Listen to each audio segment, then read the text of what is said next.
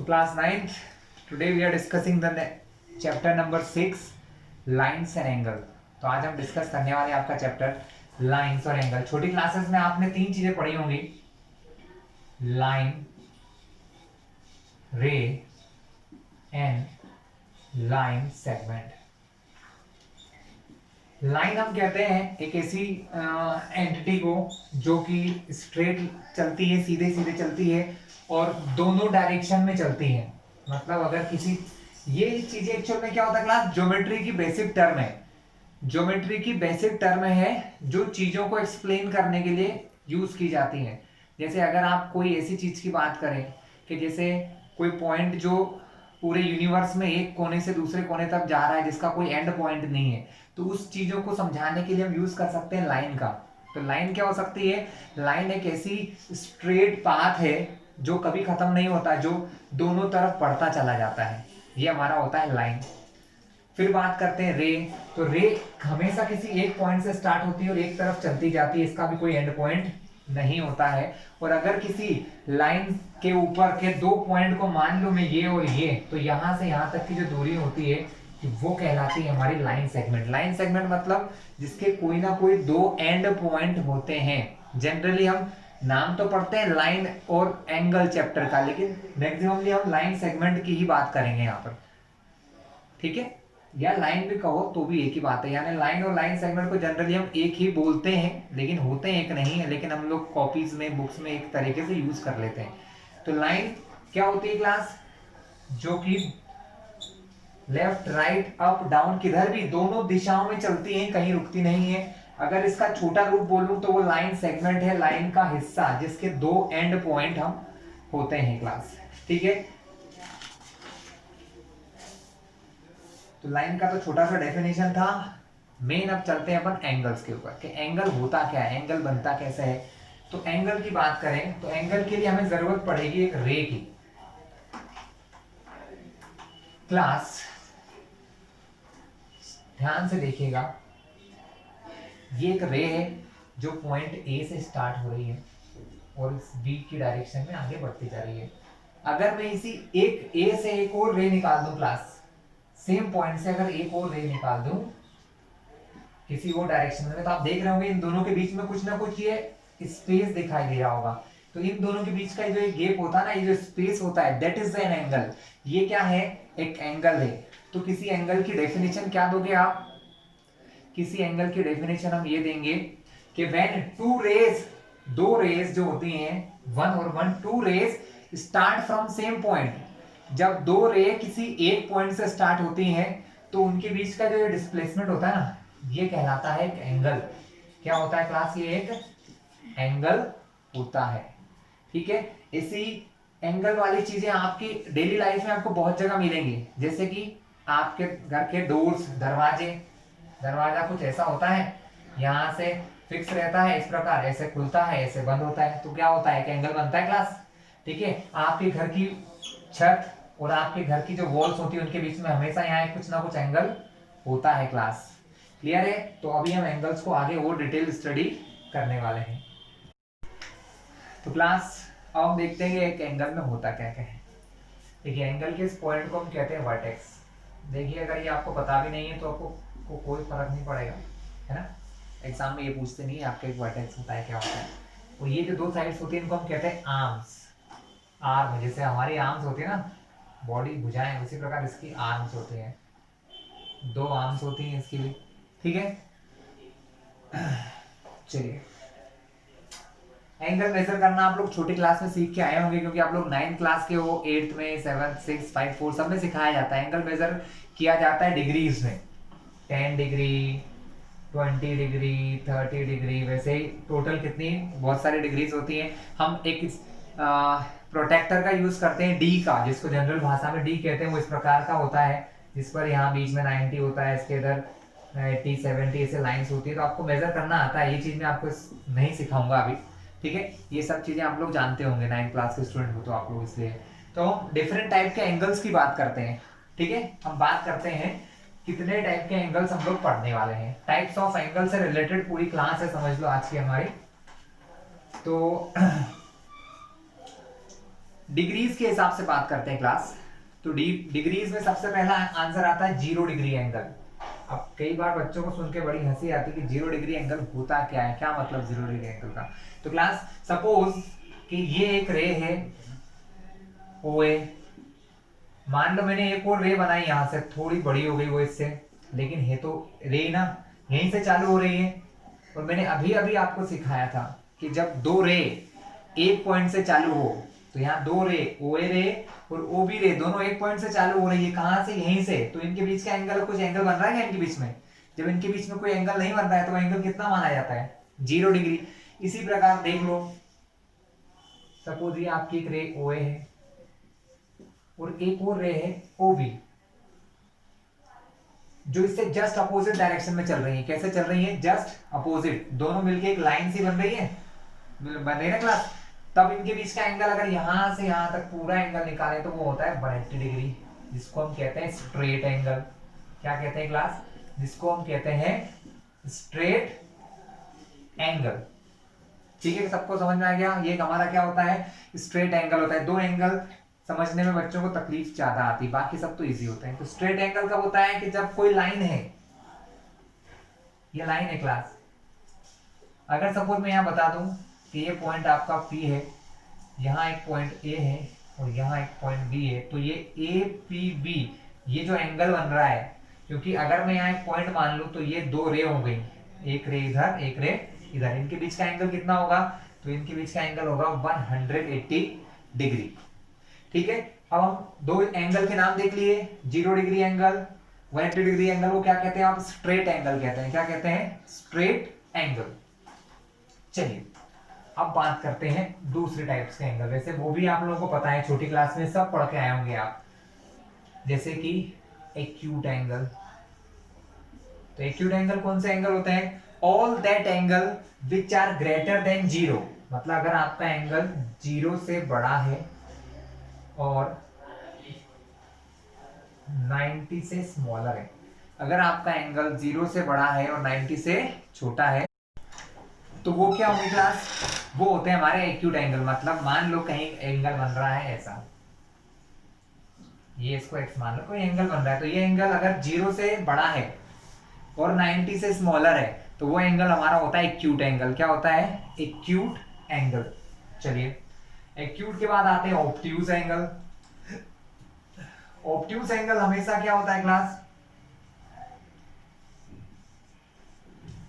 Sorry, obtuse angle जो होते हैं वो 90 से बड़े होते हैं और 180 से छोटे होते हैं। क्या होता है? 90 से बड़े और 180 से छोटे होते हैं। मतलब 90 से तो ये बड़े होते हैं और 180 से छोटे होते हैं। ठीक है, अब इनके बीच में एक एंगल छूट गया कि 90 पे क्या होता है? तो जो एंगल 90 डिग्री का होता है क्लास, वो बहुत इंपॉर्टेंट माना जाता है, क्योंकि वो मिडिल होता है। 0 डिग्री और 180 के बीच का होता है 90 डिग्री। कैसा होता है? 0 और 180 के बीच का होता है 90 से। 90 एंगल मैथ्स में सबसे इंपॉर्टेंट एंगल्स में से एक माना जाता है क्लास। बहुत इंपॉर्टेंट है, इस एंगल की ध्यान रखिएगा। तो जब भी एंगल 90 बनता है तो हमेशा सिंबल ऐसा बनाते हैं क्लास। अगर कहीं पर कुछ लिखा हुआ है किसी ट्रायंगल में ऐसा बनाया और आपको नहीं पता हो तो भी समझ जाना ये ऐसा साइन जब भी आता है जब एंगल 90 डिग्री हो। कैसा हो? एंगल तब 90 होता है तभी ऐसा बॉक्स आता है, नहीं तो कभी भी एंगल हमेशा ऐसा सर्कल करके बनाते हैं, भाई ऐसा हो चाहे ऐसा हो, लेकिन जब भी ऐसा बॉक्स बनाया मतलब वो एंगल 90 डिग्री के एंगल को कहा जाता है राइट एंगल। क्या कहते हैं क्लास? Right angles. तो ये तो हमारे बहुत सिंपल से एंगल्स हैं। इसके अलावा दो नए एंगल भी मैं आपको बताने वाला हूं, उसके लिए कुछ और समझते हैं। चलिए इतना क्लियर हो गया क्लास। अब हम बात करते हैं, फिर से स्ट्रेट लाइन पे चलते हैं। ये हमारी स्ट्रेट लाइन है, मैंने यहाँ पर एक पॉइंट मान लिया O।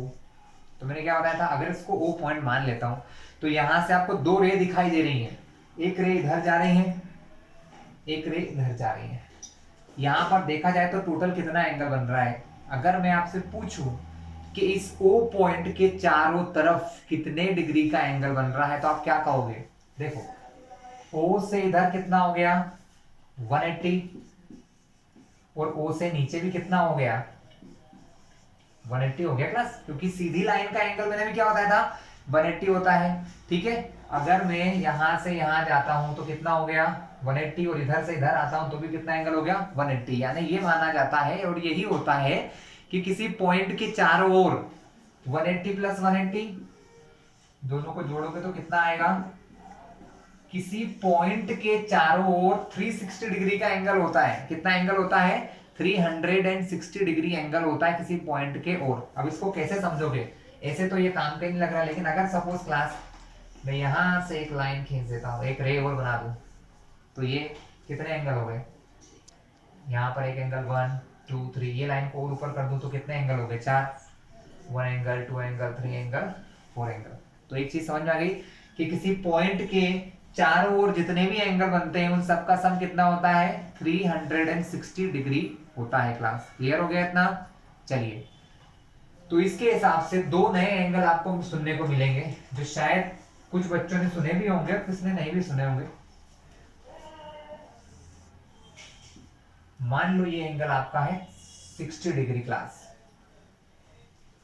ठीक है, तो यहां से इधर भी तो कुछ एंगल बन रहा है, दिख रहा है आपको, ये वाला भी कोई ना कोई एंगल ही होगा, ये वाला भी क्या है कोई ना कोई एंगल है। तो ये एंगल क्या है, ये 60 डिग्री का रिफ्लेक्स एंगल है। रिफ्लेक्स मतलब इसके देखो ए ओ बी, ये मैंने पढ़ा ऐसे यहां से, है ना, लेकिन ए ओ बी यहां से भी तो हो सकता है, ए ओ बी इधर से यू हो सकता है ना। आपने पढ़ा एंगल ए ओ बी, इसको नाम दे दो, इसको भी नाम दे दो, ये पढ़ा इधर से ऐसे। अब अगर मुझे इस एंगल को पढ़ना है तो ए ओ बी, लेकिन इस तरफ से पढ़ा मैंने, पहले मैं एंगल कहां से देखा, ऐसे देखा, अब किधर से देख रहा हूं, ऐसे घूम के देख रहे हैं। तो यहां पर एंगल जो होता है ना वो कहलाता है रिफ्लेक्स एंगल। क्या कहलाता है, रिफ्लेक्स एंगल। और रिफ्लेक्स एंगल हमेशा किस पे डिपेंड करता है, अंदर वाले पे। अंदर वाला एंगल कितना है 60 है, तो बाहर वाला एंगल कितना होगा पता करके देखते हैं। कैसे पता चलेगा भाई, मैंने ये बताया कि एक पॉइंट के चारों ओर गोल चक्रा घूमो, इस पॉइंट में यहां से चालू होकर ऐसा एक पूरा चक्कर लगाऊंगा तो एंगल बनेगा 360। कितना बनेगा 360। ये वाला एंगल कितना दिया है 60, माइनस कर दो, तो ये वाला एंगल जो रिफ्लेक्स है ना बाहर का है कितना हो जाएगा 300 डिग्री हो जाएगा। क्या होगा क्लास 300 डिग्री हो गया क्लास। ठीक है, ये आपको सर्कल से पढ़ोगे तब काम में आएगा, बहुत इंपॉर्टेंट है। तो रिफ्लेक्स एंगल मतलब किसी एक्यूट एंगल के पीछे का जो एंगल होता है ना, या ऑब्ट्यूस एंगल के भी पीछे का जो एंगल होता है वो क्या होता है, रिफ्लेक्स एंगल होता है। ठीक है, और रिफ्लेक्स एंगल के बाद पूरा जो 360 एंगल होता है ना, सबको मिलाकर 360 आना, इसको कहते हैं कंप्लीट एंगल। क्या कहते हैं, कंप्लीट एंगल। कैसे, अभी समझाता हूं।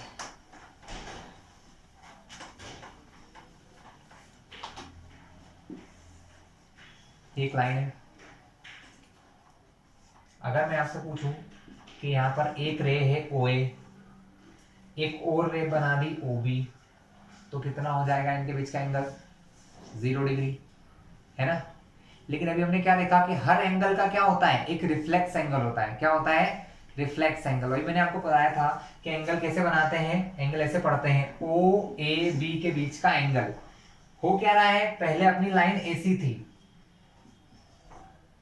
BOA ऐसे, लेकिन मैंने क्या करा, इस लाइन को सीधा इस लाइन के ऊपर ही बना दिया, तो एंगल कितना बन गया 0 डिग्री।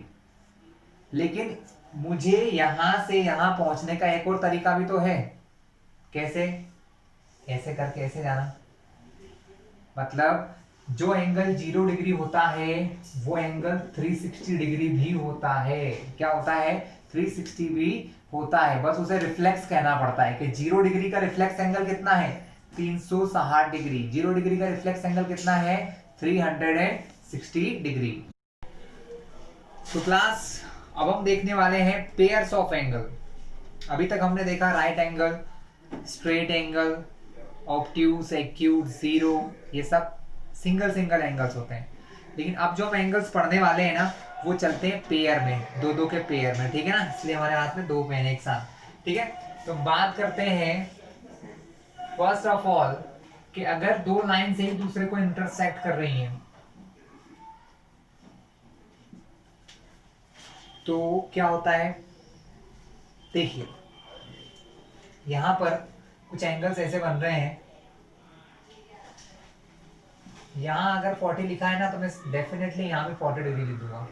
तो इन एंगल्स को क्या कहते हैं, वर्टिकली अपोजिट। ये कब फॉर्म होते हैं, ये एंगल्स तब फॉर्म होते हैं जब दो लाइन से एक दूसरे को इंटरसेक्ट करती हैं, और ऐसे वाले एंगल वर्टिकल अपोजिट होते हैं जिनमें कोई भी कॉमन आर्म नहीं होती है, बस कॉमन वर्टेक्स होता है। देखिए ये वर्टेक्स इस वाले एंगल के साथ भी है और ये वाला वर्टेक्स इसके साथ भी है, ठीक है।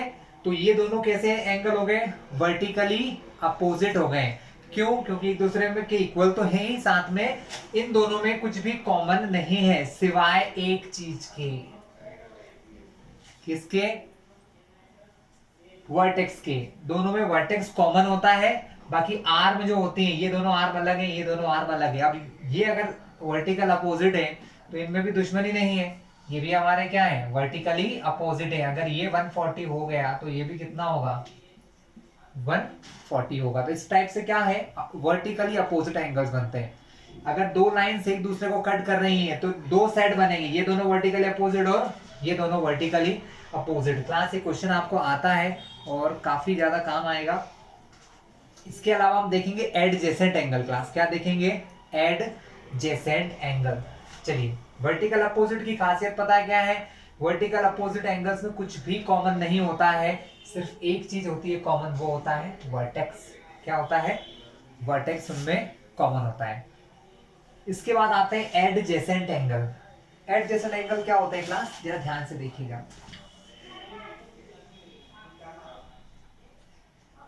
सीधी सी बात है, एडजेसेंट एंगल मतलब जो एक दूसरे के बाद आता है, जैसे 1 के बाद 2, 2 के बाद 3 आता है, वैसे ही एक एंगल जहां खत्म होता है अगर वहीं से कोई दूसरा एंगल चालू हो रहा है तो वो एक दूसरे के एडजेसेंट एंगल होते हैं। जैसे कि यहाँ देखिए ये वाला एंगल है और ये एंगल है, ये दोनों एक दूसरे के साइड में है, तो ये कैसे हो गए, एडजेसेंट एंगल हो गए। जहां पर ये एंगल फिनिश हो रहा है यहाँ पर, वहीं से ये वाला एंगल चालू हो रहा है। दोनों में क्या चीज है, एडजेसेंट एंगल में दो चीज कॉमन होती है, एक तो दोनों का वर्टेक्स कॉमन होता है और इन दोनों एंगल में एक साइड कॉमन होती है। देखिए ये साइड है ना, इस वाले के साथ भी आ रही है, देखो मैं अलग से बना के दिखाता हूं आपको, ये और ये अगर इन दोनों को ऐसे जोड़ दें तो ये बन जाएगा। क्लियर है क्लास। तो एडजेसेंट एंगल में क्या होता है, ये लाइन कॉमन होती है, एक आर्म कॉमन होती है और वर्टेक्स कॉमन होता है, तो एडजेसेंट एंगल कहलाते हैं। ठीक है, ये एडजेसेंट एंगल और ये एडजेसेंट एंगल, तो ये दो एंगल का, इसीलिए मैंने क्या कहा कि अब हम पढ़ने वाले हैं पेयर ऑफ एंगल, मतलब दो एंगल के जोड़े कौन कौन से टाइप के हो सकते हैं, वर्टिकल अपोजिट, एडजेसेंट एंगल। अब क्लास एडजेसेंट एंगल जरूरी नहीं मैं इनको ही कहूंगा, एडजेसेंट एंगल यहां पर भी हो रहे हैं। देखो आप, ये दोनों एंगल एक दूसरे के एडजेसेंट है, जहां पर ये खत्म हो रहा है वहां से ये चालू हो रहा है। ये दोनों एंगल भी एक दूसरे के क्या है, एडजेसेंट है, क्योंकि ये जहां खत्म हो रहा है वहां से ये स्टार्ट हो रहा है। ये दोनों भी आपस में क्या है, एडजेसेंट एंगल है, क्योंकि जहां ये खत्म हो रहा है वहीं से ये स्टार्ट हो रहा है। और ये दोनों भी आपस में कैसे हैं, एडजेसेंट एंगल है, क्योंकि जहां ये खत्म होगा यहाँ पर वहीं से ये चालू हो रहा है। ठीक है, तो एडजेसेंट एंगल अगर यहाँ बात करें तो 4 पेयर हो गए, ये दोनों एडजेसेंट 1 पेयर, ये दोनों एडजेसेंट 2 पेयर, ये दोनों एडजेसेंट 3 पेयर, ये दोनों एडजेसेंट 4 पेयर, तो इतने पेयर हो गए यहाँ पर एडजेसेंट। ठीक है, चलिए इसके बाद आगे हम देखते हैं। अब क्लास एडजेसेंट एंगल की एक स्पेशल नेम भी होता है जिसको कहते हैं लीनियर पेयर। क्या कहते हैं क्लास, लीनियर पेयर। ठीक है, एक चलो उससे पहले एक और चीज समझाता हूं।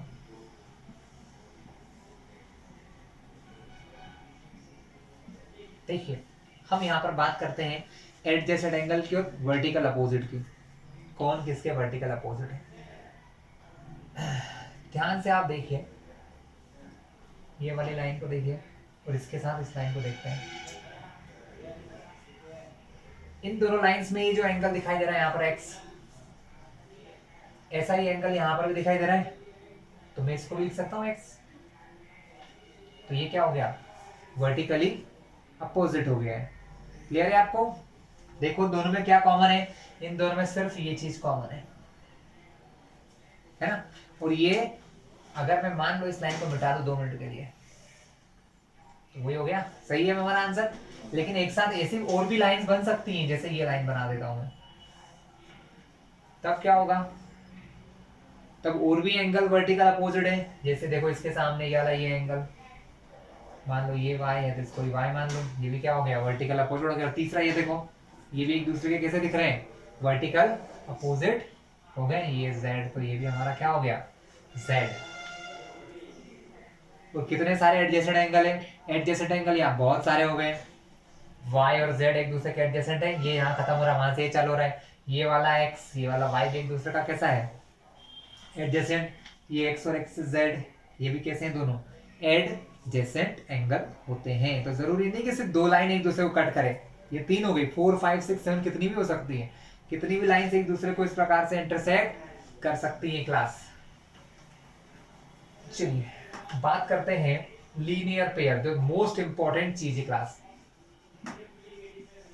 हमने आपको पहले भी बताया हुआ है कि भाई एक लाइन जो होती है ना, इस लाइन का जो एक एंगल होता है वो होता है 180 डिग्री, समझाया था, है ना, ये 180 डिग्री है। किसी स्ट्रेट लाइन का एंगल कभी भी देखोगे तो 180 होगा।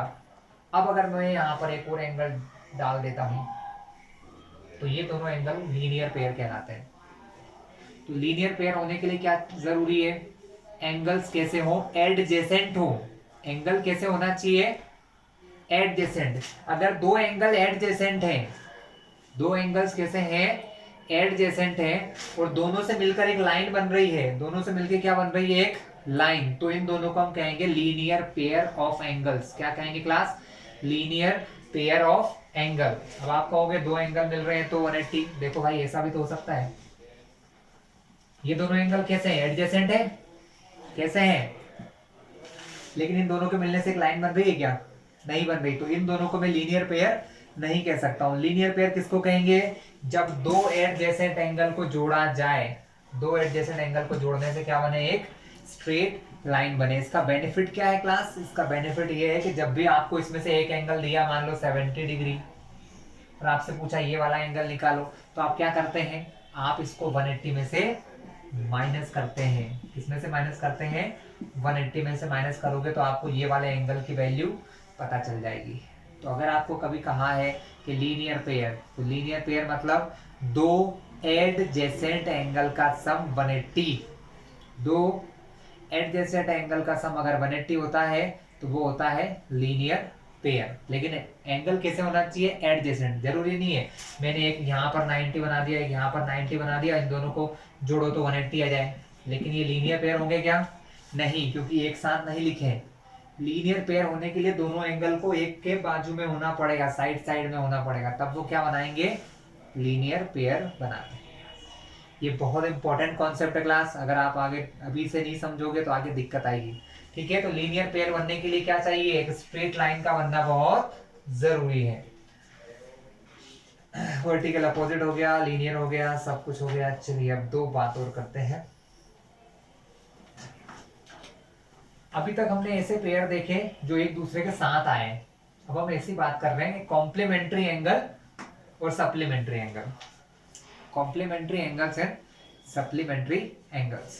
देखिए क्लास, अगर मैं 40 डिग्री में 50 प्लस कर दूं तो आंसर क्या आएगा, 90।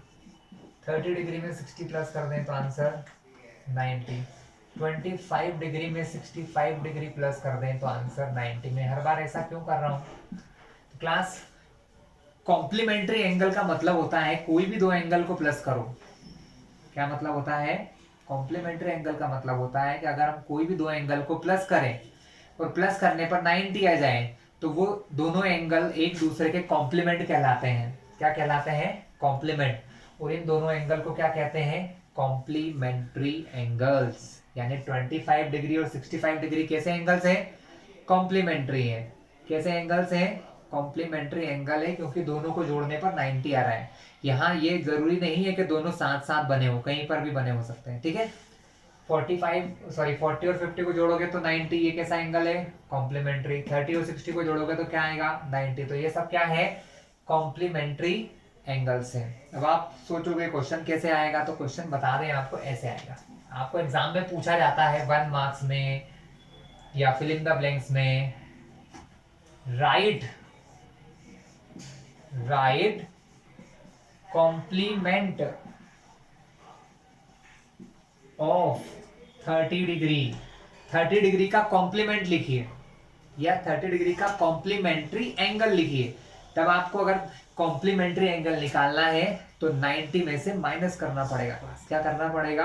90 में से माइनस। तो 30 डिग्री का कॉम्प्लीमेंट्री एंगल निकालने के लिए 30 डिग्री को किस में से माइनस किया? 90 में से। ऐसा क्यों कर रहे हैं? क्योंकि कॉम्प्लीमेंट्री एंगल का मतलब होता है कि जब कोई भी दो एंगल को जोड़ें तो कितना आना चाहिए? 90। ठीक है, इसलिए मैंने क्या करा? 90 में से 30 डिग्री को माइनस कर दिया। आया समझ में? कॉम्प्लीमेंट्री यानी कोई भी दो एंगल को प्लस करो, अगर प्लस करने पे 90 आए तो वो कॉम्प्लीमेंट्री एंगल होंगे। इसी प्रकार एक और चीज है कि अगर दो एंगल को प्लस करने पर 180 आ जाए, क्या आ जाए क्लास? 180 डिग्री आ जाए तो उन एंगल को सप्लीमेंट्री एंगल कहा जाता है। क्या कहते हैं क्लास? इन एंगल्स को कहते हैं सप्लीमेंट्री एंगल्स। क्लास सप्लीमेंट्री भी आपको समझ में आ गया होगा कि अगर दो एंगल्स को प्लस करते हैं तो आंसर 180 आए तो सप्लीमेंट्री होता है। क्वेश्चन आता है जैसे कि कॉम्प्लीमेंट्री आया, वैसे आपको एक एंगल देंगे और आपसे पूछेंगे इसका सप्लीमेंट निकाल के दिखाओ। इसका सप्लीमेंट या सप्लीमेंट्री एंगल निकाल के दिखाइए। तो मान लो आपको कभी बोला कि 10 डिग्री का सप्लीमेंट्री एंगल कितना होगा, तो इसके लिए आप क्या करेंगे? 180 में से 10 को माइनस कर दो, आंसर आएगा 170। तो 10 डिग्री का सप्लीमेंट्री एंगल कितना हो गया? 170 डिग्री। लेकिन अभी मैंने कुछ देर पहले आपको एक बात कही, वो ये कही थी कि मैंने कह दिया और आप लोगों ने मान लिया। मैंने ये कहा कि भैया ये जितना होता है उतना ये होता है। तो क्यों, कैसे, है ना? ये चीज को करने के लिए हमने एक छोटी सी थ्योरम बनाई जिसको कहते हैं थ्योरम 6.1, जो आपकी बुक्स में दी हुई है। थ्योरम 6.1 क्या कहती है? इफ इफ क्लास थ्योरम है हमारी, if two lines intersect each other, अगर दो लाइन एक दूसरे से इंटरसेक्ट कर रहे हैं, ठीक है, then the non common sorry then the vertically opposite angles are equal. तब ये कहा जाता है कि जो वर्टिकल अपोजिट एंगल्स हैं वो इक्वल होते हैं। तो इसके लिए हमने एक काम किया, है ना? हमको नहीं पता है कौन कितने डिग्री का है, ठीक है? हम यहाँ पर दो लाइंस लेते हैं। क्लास एग्जाम्स में ज्यादा पूछी नहीं जाती पर समझ में आने लायक चीज है। ये पॉइंट ओ हो गया, A B C D. Vertically opposite angle कौन कौन से हैं? ये दोनों भी हैं और ये दोनों भी है। हम इन दोनों को मान के चल लेते हैं, हमको इन दोनों को बराबर प्रूफ करना है। अगर ये दोनों भी हो जाएंगे तो ये अपने आप हो जाएंगे, ठीक है? तो हमने क्या किया, हमको प्रूफ करके दिखाना है कि एंगल AOC इक्वल है एंगल BOD के। हमको ये इक्वल प्रूफ करके दिखाना है कि ये दोनों इक्वल होते हैं। होते हैं, लेकिन होते क्यों हैं, कैसे होते हैं, ये हमको समझाना है। होते तो है, मुझे भी पता है। तो करने के लिए हम एक बात करते हैं। अभी हमने ये तो देखा है कि ये हमारी एक स्ट्रेट लाइन है। ये क्या है? स्ट्रेट लाइन है। स्ट्रेट लाइन के ये दोनों एंगल कैसे हैं? एडजेसेंट हैं। तो इन दोनों को अगर जोड़ूंगा तो कितना आंसर आएगा? 180 आएगा, क्योंकि ये दोनों क्या बन रहे हैं? लीनियर पेयर बन रहे हैं। क्या बन रहे हैं? Linear pair. तो हमने क्या करा, इन दोनों लाइन की इक्वेशन बनाई। एंगल AOC, ये वाला एंगल AOC और ये वाला एंगल BOC, इन दोनों को जोड़ें तो आंसर कितना होगा? 180 होगा, ठीक है? इसको इक्वेशन 1 देके छोड़ देते हैं। फिर देखो आप, ये वाले लाइन, ये भी पूरी सीधी लाइन है, यानी ये दोनों एंगल जो इसके एडजेसेंट है, ये दोनों देखो, ये दोनों मिलके ये लाइन बना रहे हैं, ये वाला एंगल ये मिलके, है ना? तो इन दोनों एंगल को भी जोड़ूंगा तो आंसर कितना आएगा? 180 आएगा, ठीक है? चलिए जोड़ के देख लेते हैं। इन दोनों को भी जोड़ता हूं। ये एंगल है हमारा BOD